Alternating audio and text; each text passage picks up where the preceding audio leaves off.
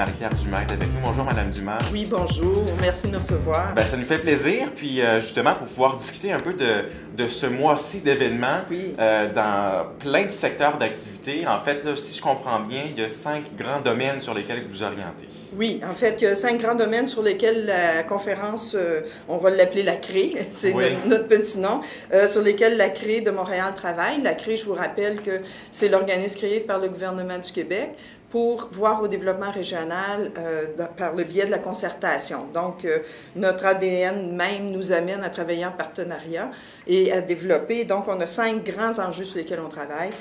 L'éducation et le savoir, le développement social, on travaille sur la créativité et l'innovation, l'économie dynamique et innovante et l'environnement. Donc, c'est 5 grands secteurs dans lesquels on est investi avec des partenaires à Montréal. Ça ratisse assez large. Ça ratisse Éducation, large. environnement. Tout. Vous avez combien de partenaires environ? On a 500 partenaires en tout et partout dans nos projets. Et ça, c'est des organismes communautaires, des entreprises? C'est tout le les monde? ministères, des entreprises, des organismes communautaires, effectivement, tout ça, la Ville de Montréal, bien sûr, tout ce qui bouge à Montréal, on travaille ensemble. Qu'est-ce qu'on cherche à faire avec ça? Donc, est-ce que, idéalement, c'est de financer des projets ou... On a la gestion du Fonds de développement régional à Montréal. Il y a des CRE dans toutes les régions du Québec. Le gouvernement nous confie la gestion du Fonds de développement régional et on investit. On ne fait pas du financement de projet, on fait de l'investissement. Alors, on fait des montages financiers, on fait des partenariats. Je veux d'ailleurs souligner le partenariat média qu'on a avec vous. C'est idéal pour tout le mois, on l'apprécie beaucoup. Donc, c'est notre modus operandi. On fait des partenariats, on se met 3-4, on investit de l'argent et on lance des projets. Notre signature, parce qu'on a un fonds de développement, c'est l'innovation. C'est d'essayer toujours de tester des nouvelles affaires, de lancer si on faisait du service récurrent à clientèle, on ne serait pas dans notre business, on ne serait pas à la bonne place. On fait de l'innovation, on essaie toujours d'innover dans des projets avec des partenaires en concertation. La CRE, c'est relativement jeune quand même, si comme... 2004. Vous aviez un premier plan. Donc là, on parlait du plan de développement de la CRE, là. On est comme dans la deuxième ébauche. Là, oui, 2010-2015. Nous sommes à mi-parcours. On vient tout juste de revoir toute notre gouvernance. On a créé une assemblée des membres à la CRE. C'est le 1er novembre que va avoir lieu notre première assemblée des membres. Alors, un appel au membership, d'ailleurs, des organismes. Ça va clore un peu les journées. Oui, alors, en fait, ça clôt les journées, mais c'est le point de départ parce qu'on arrivait avec une nouvelle gouvernance.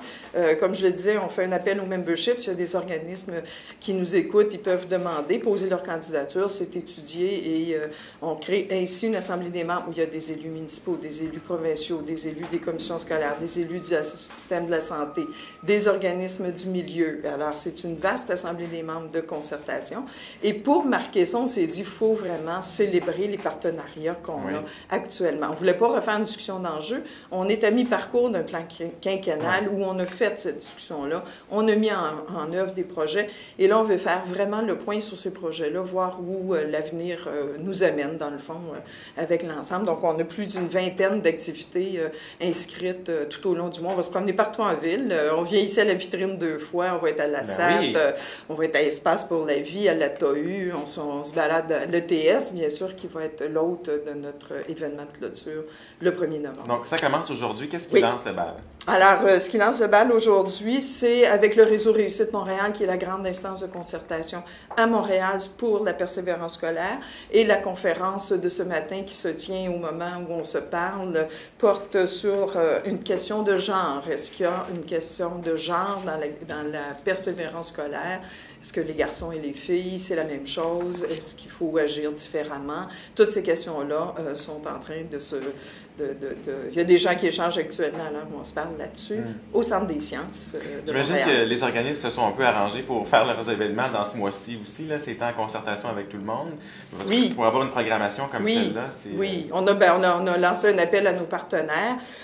On en profite effectivement pour mettre dans le mois toutes sortes d'activités. Il y a des déjeuners-conférences, il y a des cocktails. On va remettre le prix de la relève au cocktail avec le Forum Jeunesse, au cocktail sur le réseautage sur la relève. C'est le 18, là, si je vois bien ici. Voilà. Alors, c'est des occasions, par exemple, dans ce cas-là, où on va remettre un prix à une organisation qui fait place à la relève. On a un petit déjeuner-conférence où on lance les cravates roses, notre saison avec Louis Champoupaillé. Qu'est-ce que c'est, les cravates roses? C'est une mobilisation pour ramener plus de femmes dans les conseils d'administration et les lieux décisionnels.